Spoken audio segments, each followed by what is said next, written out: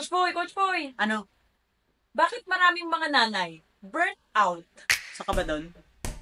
Oo. Magandang tanong yan.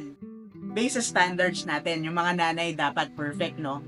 Naglilinis sila ng bahay, naaalagaan nila yung mga anak nila.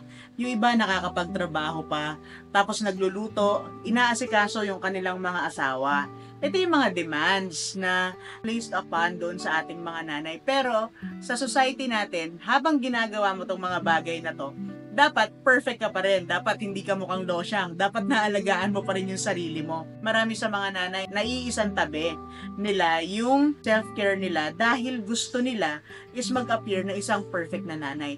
Perfectionism is a trauma response.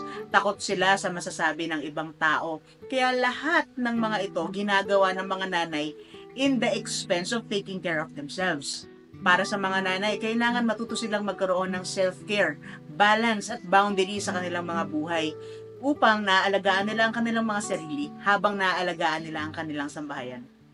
Wait, ganun pala yun? Ganon yon. Ako si Pwede Lara, ang iyong Certified Trauma and Resilience Life Coach.